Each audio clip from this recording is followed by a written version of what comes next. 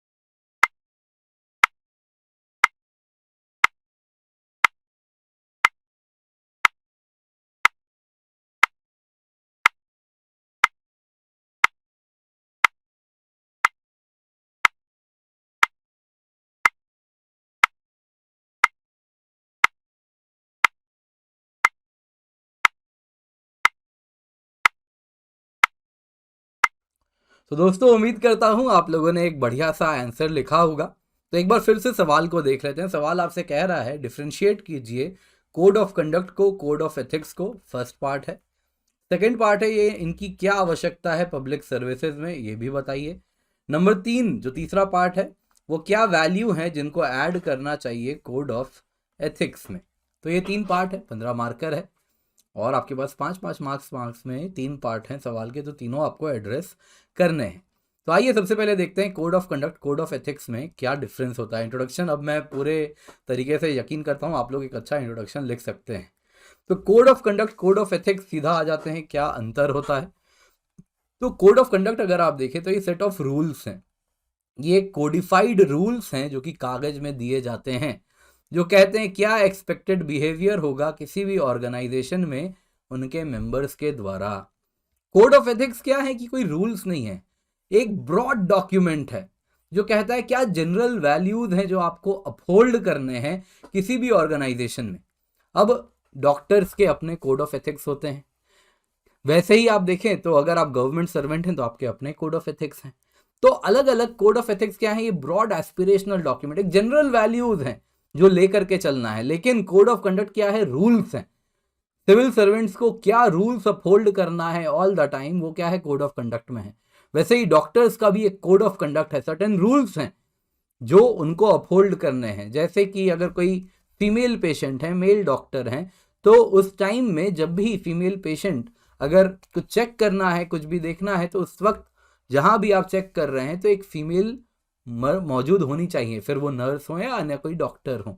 तो इस प्रकार के कुछ कोड्स होते हैं, ये क्या है रूल्स हैं जो ऑन पेपर हैं, जिनको आप फ्लॉ नहीं कर सकते, जिनसे आप बच नहीं सकते। ये कोडिफाइड हैं, यानी कि अगर नहीं फॉलो करोगे तो एक्शनेबल है, आपके खिलाफ एक्शन लिया जाएगा। यहां पे क्या है कि ब्रॉड सेट है तो ये कोडिफाई नहीं हो पाता। इसमें क्या है पनिशमेंट मिलता है। कोड ऑफ कंडक्ट अगर आप वायलेट करते हो तो पनिशमेंट देखना पड़ेगा, सिविल सर्विसेज रूल्स में आपको मिलेगा। यहां पे कोई पनिशमेंट नहीं है लेकिन एक मॉरल गिल्ट है, क्योंकि ये ब्रॉड वैल्यूज हैं जो आपको अपहोल्ड करने हैं।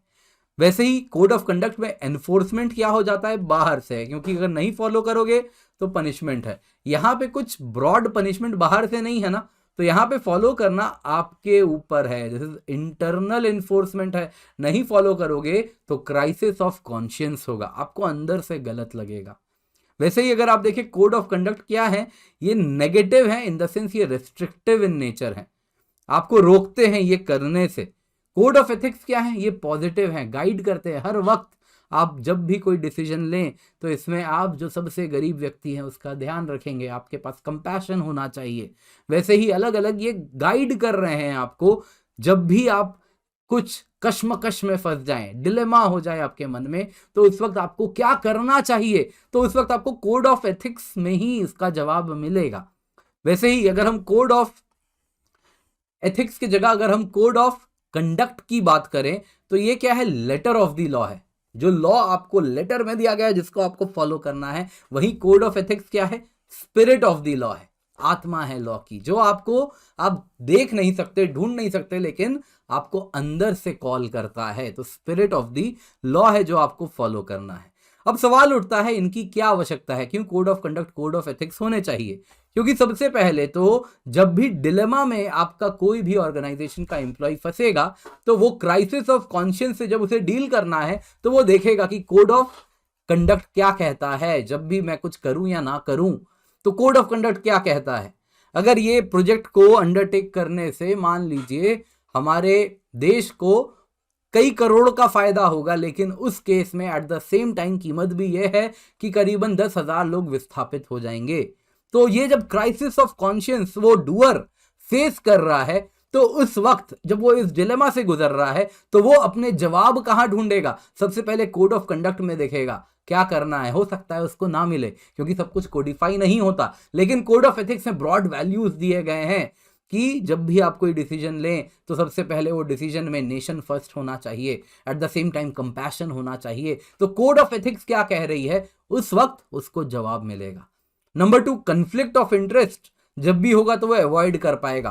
साफ साफ लिखा है कोई बिजनेस डील देना है, वो बिजनेस डील में जो बिडर्स हैं, मान लीजिए सामने से जिसने बिड किया है वो मेरे ही परिवार का कोई है, तो कोड ऑफ कंडक्ट साफ साफ कहती है कि इस प्रकार के आप बिजनेस डील को सामने नहीं आने देंगे तो आप खुद सेट असाइड कर लेंगे। रिसेंटली एक सुप्रीम कोर्ट के जज ने भी ऐसा ही किया था, एक केस से वो सेट असाइड हो गए। उन्होंने कहा कि इसमें मेरा कन्फ्लिक्ट ऑफ इंटरेस्ट हो सकता है। वैसे ही इस प्रकार से अगर civil services code of conduct, code of ethics को फॉलो करेगी तो सिटीजन्स का गवर्नमेंट पे ट्रस्ट होगा, तो डेमोक्रेसी भी मजबूत होगी, रूल ऑफ लॉ स्थापित हो पाएगा। At the same time decision making की भी बात की जा सकती है। अगर दोनों फॉलो होंगे तो जो डिसीजन लिए जाएंगे सिविल सर्वेंट्स के द्वारा वो एथिकल होंगे। At the same time public delivery of service भी क्या होगी, बेहतर हो पाएगी। तो अब आ जाते हैं तीसरे पार्ट ऑफ सवाल में। वो पूछ रहा है कि और क्या वैल्यूज ऐड कर सकते हैं कोड ऑफ एथिक्स में। देखिए, जब भी वैल्यूज की बात हो ना, तो आपके पास कुछ सेट ऑफ वैल्यूज है जो कुछ कॉन्स्टिट्यूशन से आते हैं, कुछ नोलन कमिटी के द्वारा वैल्यूज स्थापित किए गए हैं, कुछ गुड गवर्नेंस के वैल्यूज हैं। तो ये सब आपको फॉलो करना है, यही आपको लिख देना है। तो कॉन्स्टिट्यूशनल वैल्यूज जो कोड ऑफ एथिक्स में होने चाहिए वो होना चाहिए सेक्युलरिज्म, डेमोक्रेटिक वैल्यूज होने चाहिए, इक्वालिटी की बात होनी चाहिए, फ्रेटर्निटी की बात होनी चाहिए, freedom should be given importance, justice हर वक्त होना चाहिए, लिबर्टी पर ध्यान देना चाहिए। वैसे ही नोलन वैल्यूज हैं, नोलन वैल्यूज साहिलू, आप selflessness, accountability, honesty, integrity, leadership, objectivity, openness याद रखना है तो सिंपल है, साहिलू याद रख लीजिए। तो इस तरीके से आप याद रख सकते हैं ये सारे के सारे वैल्यूज।